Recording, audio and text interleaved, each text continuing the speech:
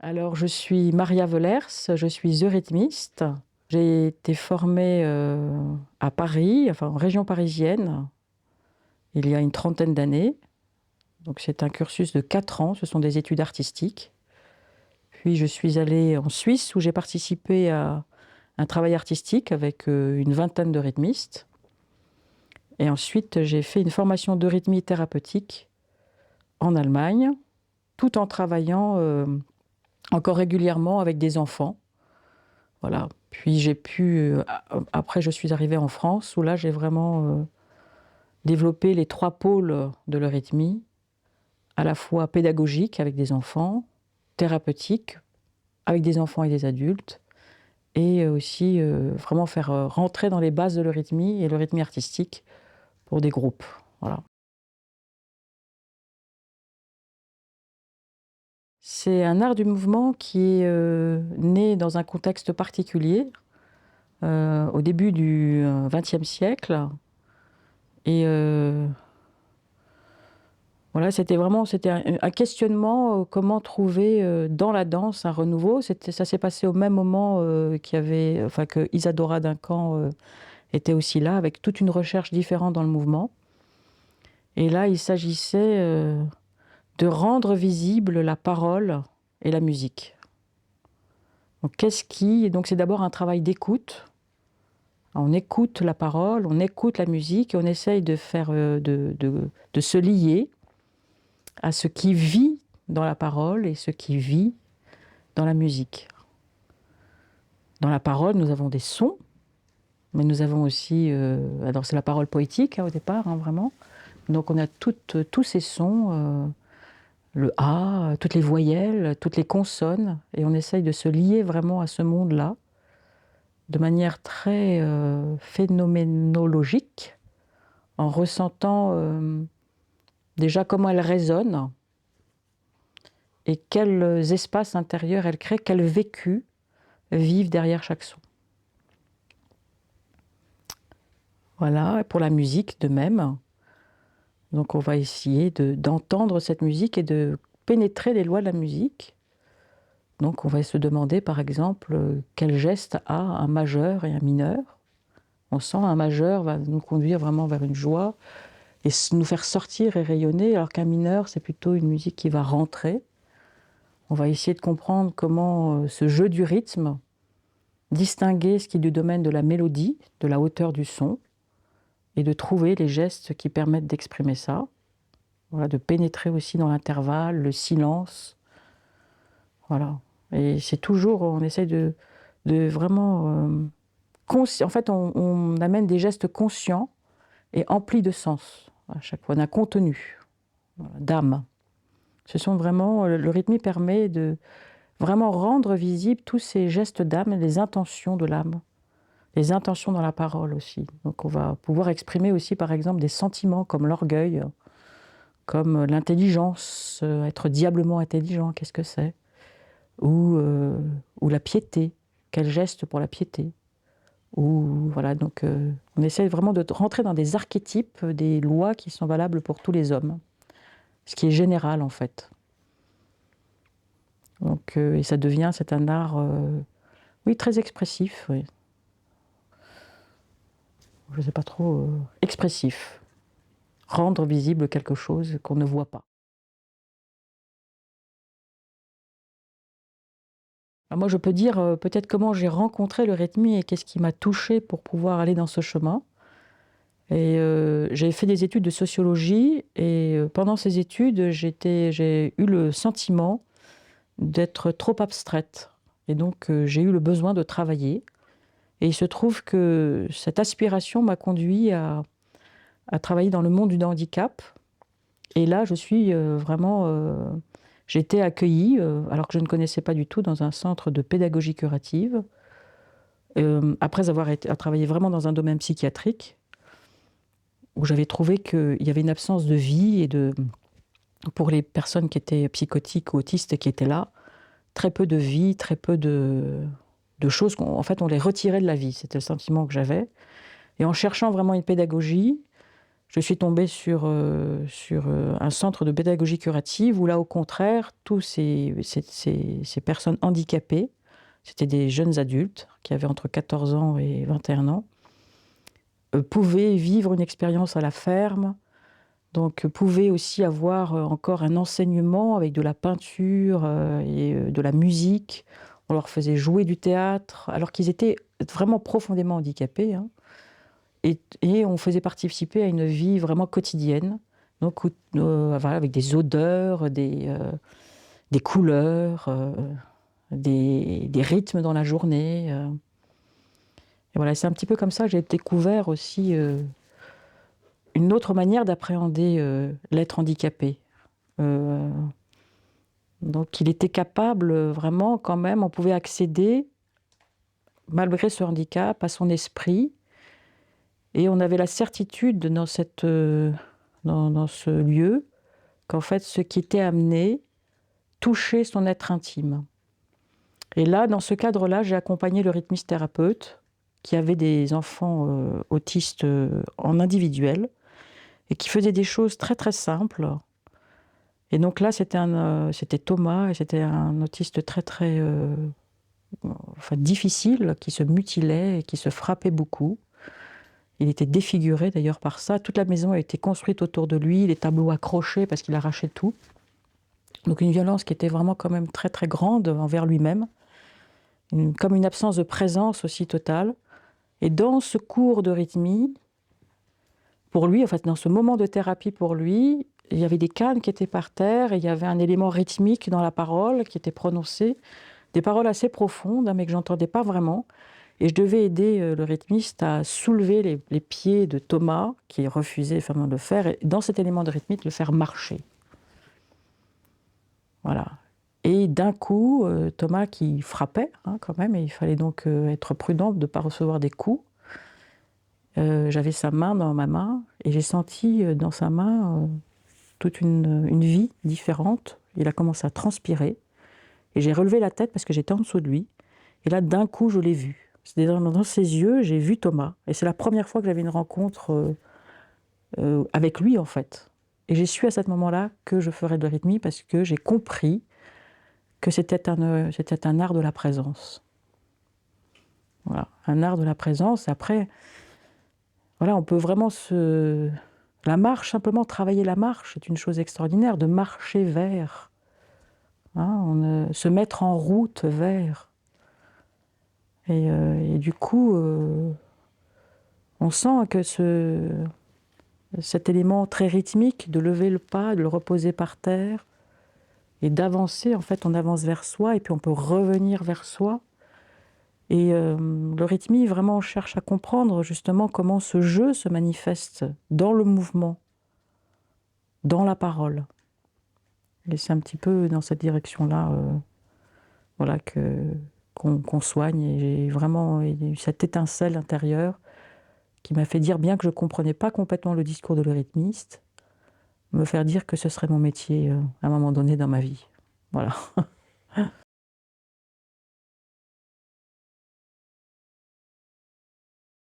Alors le rythmiste, c'est un art de l'écoute très très profonde. Et je ne fais que pénétrer ce qui est.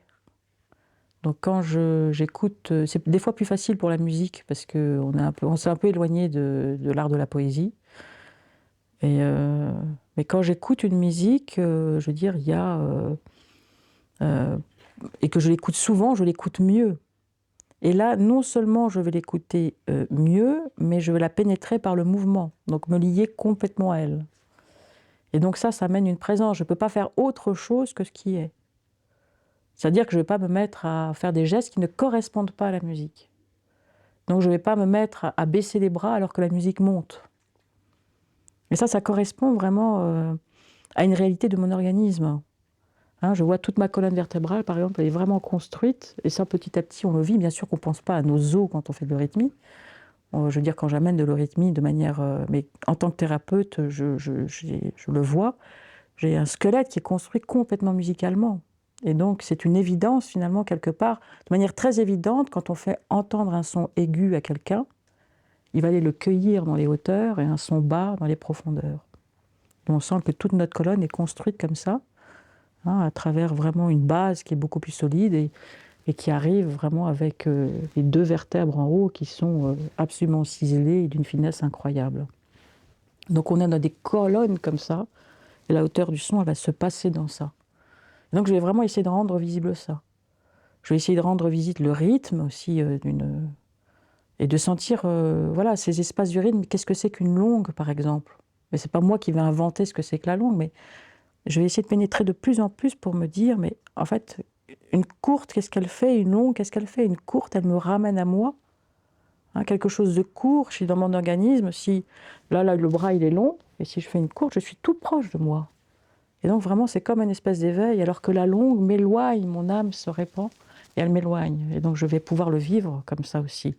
Je vais pouvoir simplement aussi le vivre à des petits pas et des grands pas.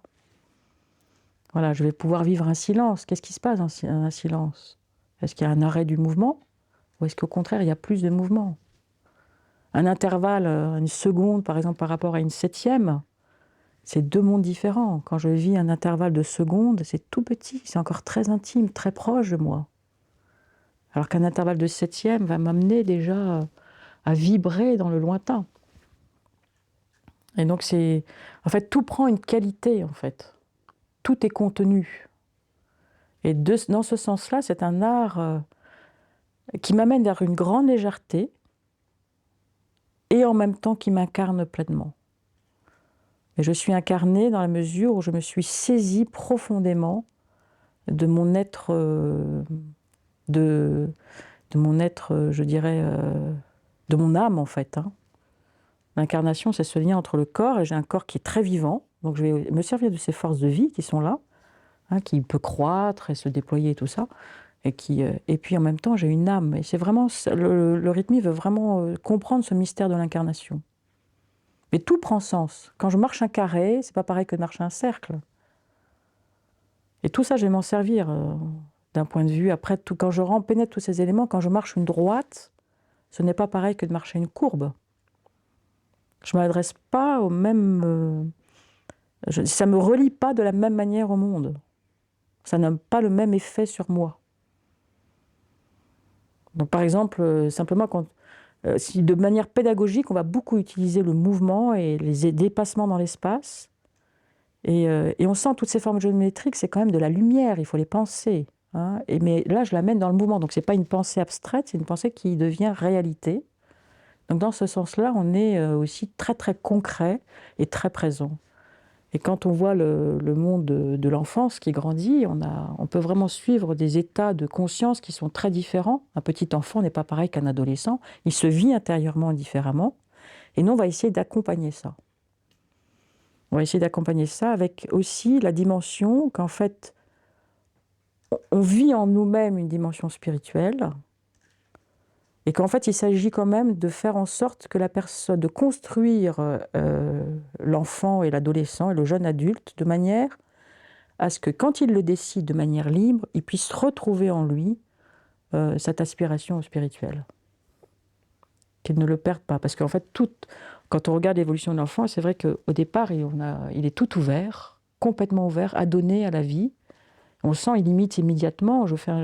Si on est dans l'action, il se met aussi dans l'action lui-même, et il aime toucher les éléments et se lier pleinement quand il devient, si on va tout petit, qui touche un tronc d'arbre.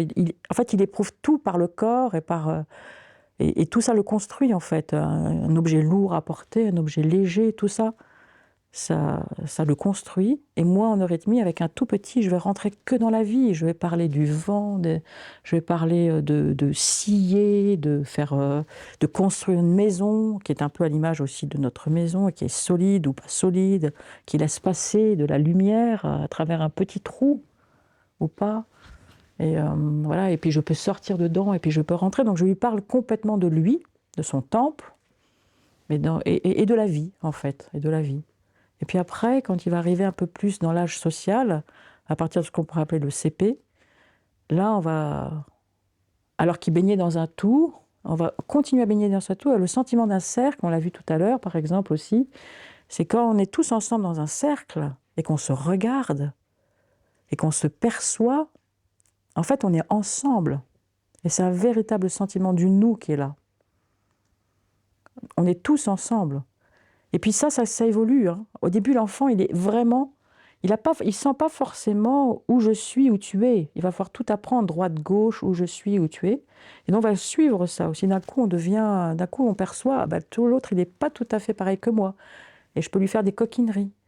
Hein, on grandit. Et donc, c'est moi et toi. Toute cette altérité qui va être simplement, on sort du cercle, on fait beaucoup de choses autour du cercle, on rassure.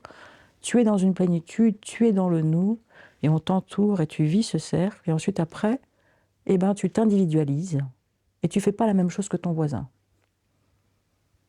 Toi et moi. Un petit enfant, faire toi et moi, c'est pas si facile que ça, surtout quand il faut aller vite. Voilà, et donc déjà, il sent, ah ça c'est moi, ah ça c'est toi. Et là, tu pars dans le mouvement, mais pas moi. Toi, tu vas courir, et moi, je dois me tenir, et je dois écouter que là, le poème, il a un phrasé, et que moi, je dois bouger à un autre moment. Donc c'est un art vraiment de la présence qui est là. Et en même temps, c'est un art social. Je construis toute la classe avec ça. Et puis on va évoluer comme ça. D'un coup aussi, il va falloir... on va faire tout plein de formes géométriques. Le 8, ça a un sens extraordinaire, le 8. Ou les lemniscates avec un croisement au milieu. Et on imagine qu'est-ce qui se passe quand on croise comme ça. On rassemble la droite et la gauche là, avec nos bras, et c'est toute la pensée qui peut arriver et de se saisir vraiment soi-même.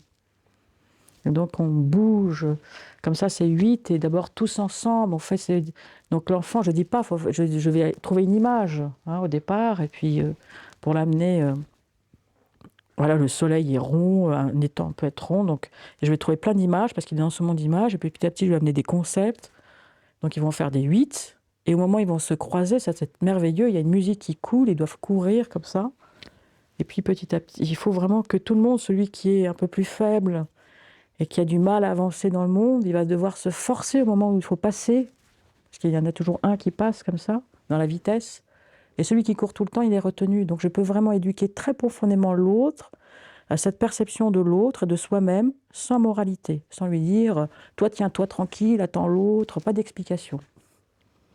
Donc c'est une éducation très très profonde, comme ça. Et au fur et à mesure, il y a un passage qui est très merveilleux, je trouve, c'est vers 11-12 ans, où c'est très harmonieux. Et on pourrait même sentir qu'ils sont dans une telle harmonie, un équilibre, ils se sentent bien dans leur corps, il y a des proportions qui sont justes. Et on va faire vivre des formes vraiment où ces proportions vivent, ces proportions, donc l'étoile, dans lequel Léonard de Vinci a inscrit un homme tout à fait harmonieux. Puis après, il devient adolescent, et puis là, d'un coup, il tombe, ses bras sont lourds, pesants, et il se sépare, il s'isole, et il vit vraiment cette solitude. Et là, je vais trouver dans ma manière de faire, je vais imaginer l'octave, par exemple, pour lui dire « Très bien, tu vis cette pesanteur, et c'est normal, mais tu peux aussi toujours te rappeler d'où tu viens. » Mais bien sûr, moi, je ne le formule pas comme ça, je fais vivre l'expérience artistique. Voilà, et donc c'est un chemin vraiment comme ça qui va vers l'intérieur. Et après, on a beaucoup d'exercices pour faire rencontrer le muscle. Et puis de nouveau, un chemin qui ressort et qui prend conscience d'une réalité qui est plus grande, qui n'est pas isolée.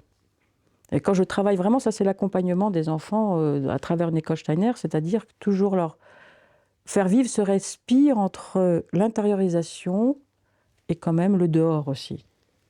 De ne pas se couper. Et je dirais que quand je m'adresse à des jeunes adultes, ce qui a été le cas pour moi assez souvent, qui arrivent après une scolarité normale et tout ça, ou des adultes, ce que je peux percevoir souvent, et qui me fait toujours un choc, c'est que je les trouve coupés, c'est-à-dire isolés complètement d'eux-mêmes, comme si c'est plus que le physique qui existe. Et en fait, de retrouver un espace et de plonger ses bras dans la réalité d'une vie autour, ça amène c'est déjà un premier pas qui peut faire comprendre qu'il y a aussi un monde invisible derrière les choses, quoi. Dans les pathologies, on va voir ça aussi, hein, puisque je suis thérapeute, on va voir des pathologies qui vont complètement mettre des hommes dans une carapace. Si on prend la sclérose en plaques, puisque c'était mon thème de travail de fin d'études, le point de vue de la médecine anthroposophique, puisque c'est vraiment en arrière-plan, il y a quand même toute cette science de l'homme. Et bien, c'est de comprendre cette maladie, pas du tout d'un point de vue neurologique, mais d'un point de vue métabolique. Et en fait, c'est vraiment une maladie où, si on regarde les symptômes qui se passent devant soi, l'être est devenu comme une grosse tête. Il est sorti, comme la tête, un peu, on sent qu'elle perçoit le monde qui est autour, mais elle est un peu sortie du cosmos. Et là, c'est tout son corps qui devient comme ça. Tout le corps, en fait, qui est complètement sorti de ces forces qui entraînent dans le mouvement, de cette force qui vont travailler dans notre métabolisme et tout ça. Et donc, on va retrouver les gestes qui permettent ça. Et là, c'est vraiment, là, on travaille sur des sons. Donc, on va choisir certains sons qui vont être répétés de manière à ce que on n'arrive pas forcément à une guérison, mais on arrive vraiment à retenir la maladie. Est-ce que la personne, parce que c'est elle qui se met en mouvement, c'est pas moi, je peux pas du tout faire à sa place. C'est pas du tout une thérapie qui est passive, c'est elle qui fait. Et donc, on va faire en sorte que même par l'imagination, parce que souvent ce sont des gens qui peuvent plus bouger, donc on se sert de gestes imaginatifs et qui petit à petit vont grandir et on va glisser ces gestes après dans tout le bras va suivre, toute la jambe va suivre. Ça c'est oui, c'est de sentir aussi que toute l'activité intérieure en fait peut servir et qu'elle est réelle, que les forces imaginatives d'un mouvement peuvent reconduire au mouvement. Voilà, de sentir aussi que quand je travaille finalement avec mes bras, avec mes jambes, quand je marche, quand je fais des rythmes avec mes jambes, quand je fais certains sons avec mes jambes, en fait, je reparticipe à la vie du monde. Voilà, et du coup, ça, c'est soignant. Ça, c'est un exemple, par exemple. Après, ça peut être beaucoup plus simple, hein. Ça peut être simplement quelqu'un qui... voilà, j'ai une dame qui n'avait plus à trouver vraiment l'équilibre. Là, dernièrement, une dame assez âgée et qui avait du mal à marcher. Et là, c'est aussi, de rentrer dans une marche qui est consciente, lui a donné la possibilité de retrouver un équilibre dans cette marche et de pouvoir vraiment remarcher. Voilà, donc c'est... ouais. C'est... voilà, et ça peut être aussi simplement à... Je dirais, en fait, moi, une grande partie qui m'intéresse, parce que je me demande comment est-ce que le rythmique peut vraiment passer dans le monde, actuellement, enfin, je dirais être intéressé, et avec sa profondeur, je trouve, voilà, et sa richesse. Et je trouve que c'est un art qui est avant-gardiste, hein, qui se pose vraiment des questions par rapport à l'homme moderne, comment l'homme moderne se situe dans le monde, avec cette difficulté qu'il a maintenant d'être isolé quand même. Et je trouve que c'est un nouveau yoga, en fait. On va plus du tout travailler sur un respire conscient des choses, mais c'est un respire de l'âme qu'on cherche. Et donc, on va pouvoir travailler sur le sommeil, par exemple. Hein, donc, en faisant cet art-geste, je vais pouvoir sortir quelque part. Voilà. L'âme, elle est toujours en train de se lier profondément ou se délier. Elle a toujours ce geste, elle peut grandir, elle est immense ou toute petite. On a Victor Hugo qui décrit très bien ça, hein. Je veux dire, des poètes l'ont vraiment perçu, ce genre de choses. L'âme, elle est d'une...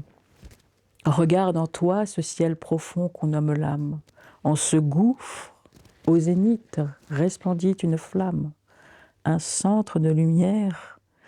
je suis un peu intimidée, là, devant la caméra. Un centre de lumière inexploré est là, hors de toi, comme en toi. Cela brille et brillera. Donc déjà, de sentir qu'on a toute cette âme, cette texture de l'âme qui respire. Et dans certains, je veux dire, on sent que des moments où on voit que toute la technologie, tout peut nous conduire dans un geste seulement. Et là, on va varier les gestes de cette âme. Voilà, et puis toujours en cherchant ce sentiment de l'éternité en moi. Mais c'est pas en le cherchant, c'est en le vivant. Ce sont des gestes qui vont me permettre de vivre en moi ce qui est éternel et qui n'est pas, qu'on ne peut pas toucher dans les profondeurs.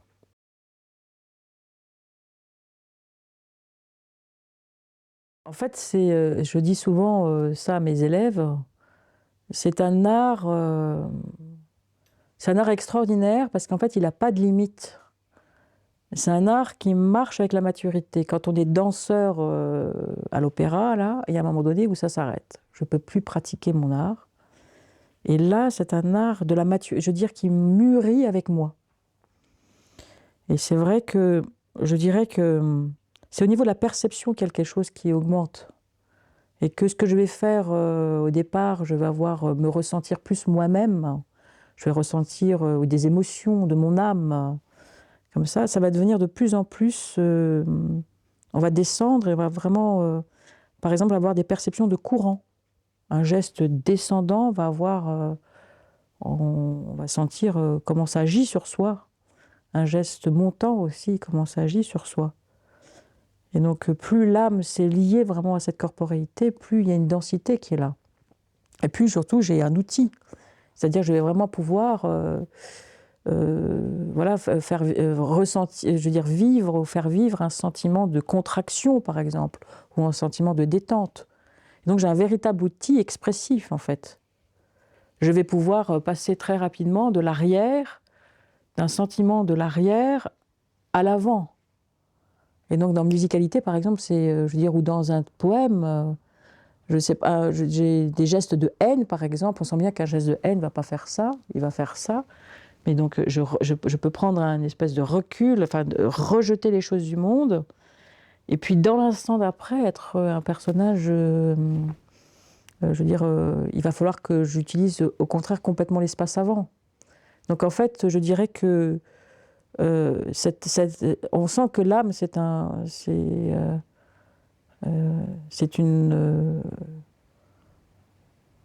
des possibilités qui sont énormes. Hein, on peut...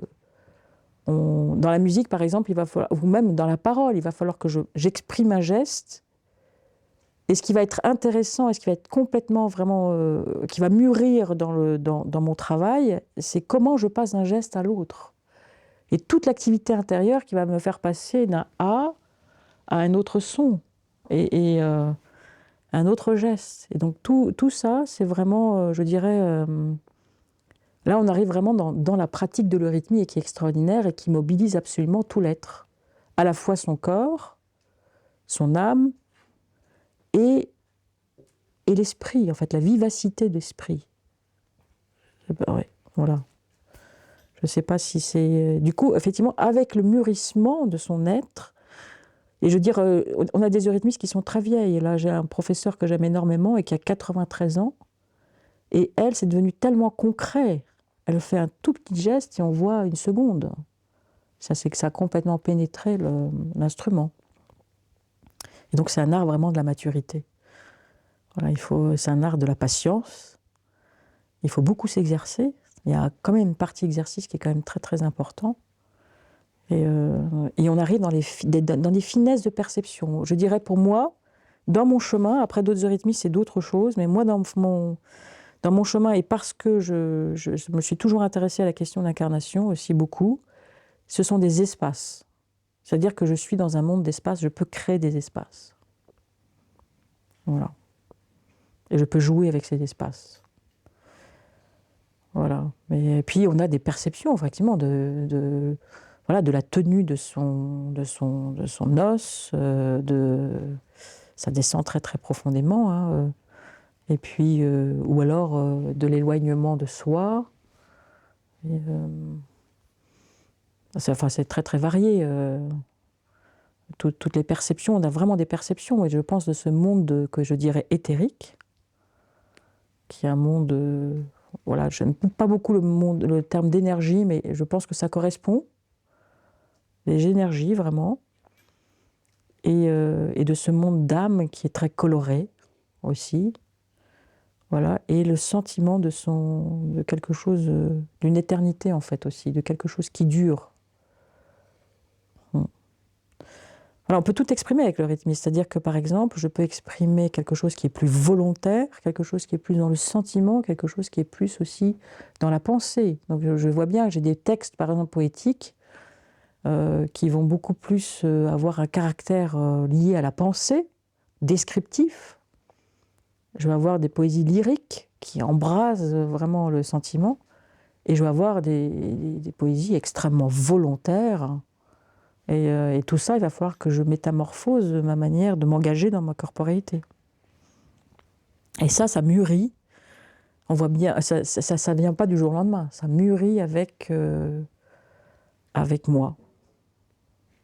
Avec aussi une intimité, une compréhension avec cette nature. Enfin, on se lie vraiment à la vie, aux profondeurs, aux expériences. Moi, j'ai trouvé que le fait d'avoir des enfants, par exemple, m'a énormément fait mûrir dans ma pratique de rythmiste. Voilà. C'était vraiment une expérience de la vie qui m'a fait énormément mûrir vraiment dans la pratique de le rythme, qui m'a transformée de manière assez radicale, je dirais, de la manière qui a enrichi ma pratique de rythmie, dans des métamorphoses, effectivement. En fait, une perception, c'est marrant parce que ça, c'était vraiment, je me souviens que quand j'étais étudiante, j'ai eu un prof qui m'a beaucoup aidée une fois, parce qu'on s'attache à des perceptions qu'on a eues, on voudrait les répéter. Et en fait, les choses évoluent. Il y a des moments où je me sentais, alors que j'avais eu l'impression d'avoir voilà, qu'il y avait une épaisseur, justement, et puis d'un coup, plus rien.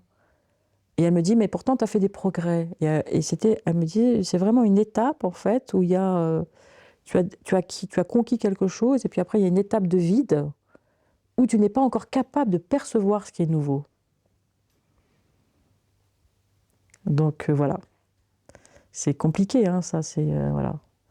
Mais en fait, c'est marrant parce qu'on est dans une répétition. Quand je suis rythmiste thérapeute, il faut que je répète le geste. Mais moi, il faut que je comprenne le processus. Quand je veux soigner avec le son B, par exemple, qu'on a un peu travaillé hier, en fait, je sais qu'il faut que je vive vraiment la densification que ce B produit pour pouvoir arriver à le faire vivre, ou l'enveloppe protecteur que ça fait vivre. Et je sais l'arrondi que ça va créer dans le bras, je le connais, j'en ai vraiment l'expérience intérieure. Et donc je vais conduire, parce que voilà, des fois la vie n'habite pas tout le bras ou n'habite pas tout le corps. Et donc je vais vraiment conduire la personne à ressentir simplement par des touchés des fois, ou par la répétition, ou par des images, pour que le bras soit rempli. C'est pas, je veux dire, on a l'impression, c'est ce qui me désole moi très souvent dans cette rythmie, c'est que les gens n'ont plus tellement la patience de se former vraiment. Et on va beaucoup vers des formations en week-end. Et là, j'ai un peu peur que ça devienne voilà, des recettes, mais qu'il n'y ait pas vraiment le vécu intérieur du geste. Faire un O, par exemple, ça ne se fait pas en 5 minutes. Ça ne se fait pas en 9 week-ends. Je veux dire, moi, je vois comment, en 30 ans, cette réalité du O a grandi. On a affaire à des êtres, en fait. C'est pas personnel. Hein. C'est quelque chose qui est, je veux dire, le O, où tous les êtres du monde peuvent dire un O. On ne voit pas un Chinois qui va dire A en fermant la bouche. Il va aussi ouvrir les bras pour dire A. Donc on rentre dans quelque chose qui est au-delà qui est valable pour tous les hommes. Et donc ça, on rentre dans des archétypes extrêmement profonds qui pour moi, sont vraiment à l'œuvre dans les fondements de l'univers. Et ça mûrit avec soi. Moi, c'est étrange parce que j'ai pas réussi, parce que c'est très lié à l'anthroposophie, hein, mais je ne suis pas rentrée dans l'anthroposophie par la lecture et par la tête. Je n'y arrivais pas. Parce que j'étais formée sociologue avec toute une vision encore très matérialiste de la vie, mais c'est vraiment par la pratique de l'eurythmie que quelque part, je veux dire, j'ai découvert des choses que j'ai pu relire après dans ces œuvres. Donc vraiment, ça c'est vraiment mon chemin. Et maintenant, c'est vrai que tout me parle. Et je comprends la véracité de ce qui a été dit dans ces écrits. Donc simplement comme... voilà, en fait, je trouve que d'un coup, les concepts ont un contenu, en fait. Ont un véritable contenu. Je peux distinguer ce qui est du domaine du physique, de ce qui est du domaine de la vie, de ce qui est du domaine de l'âme et de ce qui est du domaine de l'esprit. Et je vais vraiment pouvoir le vivre et l'expérimenter. Voilà.